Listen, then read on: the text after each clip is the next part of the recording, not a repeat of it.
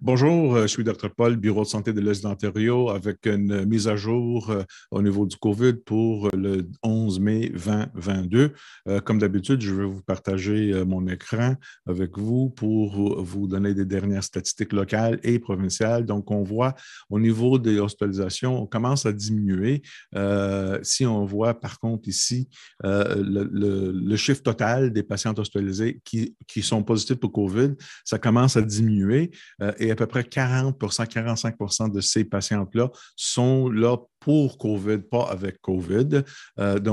Ceci représente les patients dans nos 4 hôpitaux locaux, régionaux, qui sont admis pour les symptômes de COVID. Donc, vous voyez, ça commence à diminuer.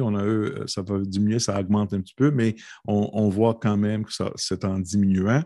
Au niveau de la positivité, on voit encore, ça commence à diminuer. Ça plafonnait à peu près à 12, 11,8 ici, mais ça, c'est de la bonne direction.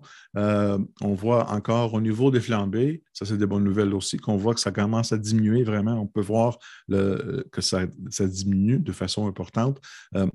Des fois, ça prend quelques semaines pour le flambée de déclarer fini, mais on le voit sur la bonne direction avec nos flambées. Aussi, au niveau de l'eau usée, on peut voir ici que ça plafonnait, ça diminue dans Hawkesbury, Cornwall et Castlemaine. Et ceci est un bon signe aussi. Donc, ça signifie que le taux de transmission est diminué, la présence du virus a diminué dans notre région. Et ceci est une bonne mesure parce que ce n'est pas nécessairement relié au numéro de tests qu'on fait, parce que l'eau usée représente vraiment le taux de COVID dans notre région. Ici, au niveau des échelles provinciales, c'est important à voir que au niveau des cas par 7 jours, on avait une diminution de 45 depuis les dernières 2 semaines. Au niveau des décès, ça a augmenté, mais ça ne représente pas tout à fait les décès qu'on a eu les dernières 2 semaines parce que des fois, on change puis on rajoute des décès qui ont arrivé il y a un mois avant. On peut voir que la positivité commence à être ça stabilise. On aimerait que ça soit en bas de 3-4 c'est sûr. On n'est pas là encore. Au niveau des flambées, on a une 46 de diminution. Aussi, au niveau des hospitalisations et soins intensifs sont diminués depuis les dernières 2 semaines. Donc, tout va dans la bonne direction, non seulement local, mais à l'échelle provinciale à l'Ontario. Et aussi, on peut voir ici l'eau usée, comment ça diminue. On voit le trajet, ça diminuant. Nous, on veut que ça va le plus bas possible pour que ça reste au niveau d'une base très, très facile à gérer. Ici, on voit dans les différentes régions, l'Est représente Belleville et l'Est jusqu'à une autre région. On voit pleinement que ça diminue et ça diminue à travers l'Ontario aussi. Au niveau des tests de la positivité à travers l'Ontario, on voit que ça va augmenter, mais là, ça a diminué.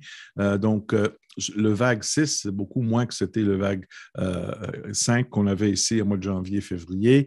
Je pense que c'était dû à la population qu'on a vaccinée. On a vacciné 4e dose, on a donné 3e dose. Donc, ceci a aidé surtout les personnes âgées, les personnes qui étaient plus vulnérables, mais quand même, c'est un peu élevé. Mais on voit encore que ça commence à diminuer au niveau des tests quotidiens. On voit la même chose de façon locale dans notre région.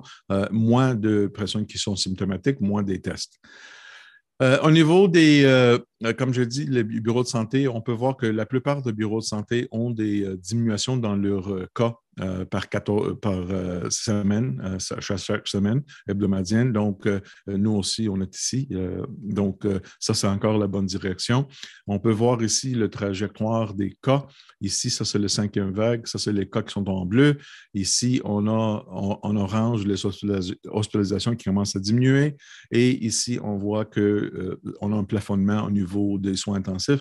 Et vous pouvez voir, on n'a pas, des chiffres qu'on avait au 5e vague ici en mois de janvier, février. Encore parce qu'on a vacciné tout le monde, on a vraiment donné les 4e doses, 3e doses beaucoup dans les personnes vulnérables. Donc, je pense qu'on voit.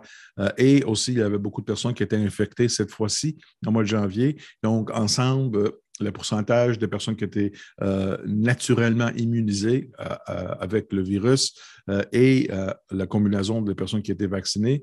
C'est pour ça qu'on voit que ça avait plafonné et puis on n'a pas eu des cas comme on avait en mois de janvier. Ça, c'est des bonnes choses. À mon avis, c'est une bonne nouvelle.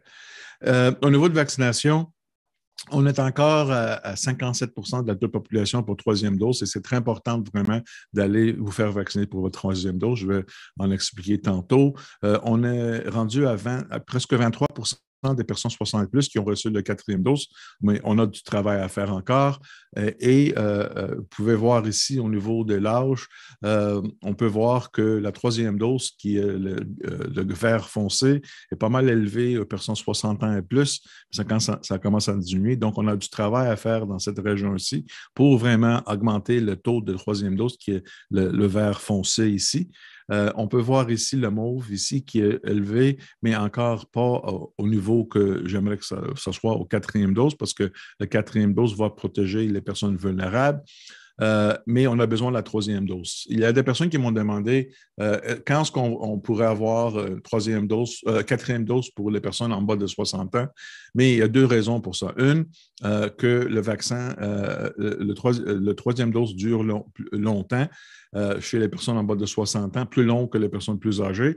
Et aussi, à peine, on n'a pas beaucoup de personnes qui ont même reçu leur troisième dose. Donc, il faut avoir votre troisième dose avant votre quatrième dose. Donc, ce serait très important parce que, comme j'ai dit la semaine passée, on a des données qui nous démontrent que la troisième dose vous donne une protection plus élevée et plus longue contre l'hospitalisation, surtout avec Omicron. Et aussi, les personnes qui ont reçu la troisième dose, si, disons, qu'ils devient infecté, il transmet beaucoup moins le virus qu'une personne qui était juste avec deuxième dose ou pas des doses complètement. Donc, ça, on a des bonnes raisons pour aller vous faire vacciner votre troisième dose. C'est disponible partout. Ça, c'est vraiment la façon qu'on pourrait vraiment diminuer la courbe au niveau des plus bas possibles pour les prochains quelques mois.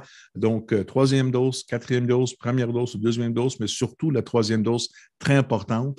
Vous voyez, on a du travail à faire. Presque 43% de la population n'ont pas reçu la troisième dose encore. On a encore besoin de porter des masques dans des places qui ont beaucoup de gens à l'intérieur. Ceci va être moins important dans les quelques semaines avec la bonne température, le soleil, tout ça. Donc, on va réévaluer et on va continuer avec les mesures de santé publique ordinaires. Et aussi, juste pour vous démontrer, au niveau des écoles, nous avons aucune école fermée et beaucoup moins et très peu les écoles qui ont beaucoup d'absentéisme à l'école. Juste aussi pour souligner aussi que le Paxlovid est disponible dans notre région, dans pas mal toutes les pharmacies. Et si vous êtes dans l'une des catégories et vous avez des symptômes de COVID, on peut vous tester, pour vous traiter. Ceci va protéger les admissions à l'hôpital. Donc, pour nous, on voit que ça, c'est des bonnes nouvelles aujourd'hui. Ça commence à diminuer, mais on a encore des patients hospitalisés, on a encore des flambées, on a encore un pourcentage de positivité qui est élevé, mais tout va dans une bonne direction. Donc, il reste vraiment de continuer avec les mesures de santé publique, lavez vos mains, sortez pas quand vous êtes malade, etc. Et aussi, très important d'aller vous faire vacciner troisième ou quatrième dose. Et si vous n'êtes pas vacciné de tout, vous pouvez toujours recevoir votre première ou deuxième dose. Ça rajoute à la protection. On fait la planification pour l'automne. On prévoit qu'on va avoir peut-être une autre vague du COVID-19. On prévoit aussi qu'on va avoir d'autres virus respiratoires, comme on voit actuellement, influenza A, etc., en automne. Donc, on est en train de planifier pour l'automne aussi, mais vaccin antigrippal, tout ça. Et on attend aussi des nouvelles au niveau des vaccins pour peut-être une quatrième dose en mois de septembre, octobre, qui contient l'Omicron aussi. Donc, on a toutes les choses pour planifier, mais la bonne nouvelle, c'est que je pense que les prochains 2-3 mois vont être plus tranquilles et plus normales que les années précédentes. Il s'agit à continuer d'être vigilante. On a encore un taux de transmission dans nos communautés. On ne va pas avoir des jours peut-être on va avoir quelques jours sans cas, mais il va y avoir des cas chaque jour. Le virus est encore là, mais beaucoup moins. Et je pense que ça va nous permettre cet été d'avoir un été plus normal. Et ça, c'est grâce à tous les sacrifices que vous avez faits. Vous avez vraiment continué toutes les mesures qu'on vous avait demandées. Et la seule chose que je vous demande actuellement, si vous êtes dû pour votre troisième dose, allez vous faire vacciner. Ça va faire une différence. Ça va faire une différence sur tout l'été et surtout en mois d'octobre, septembre, octobre, parce que comme je vous explique, ça augmente la protection de façon importante. Donc, encore bon travail et et à la semaine prochaine. Merci.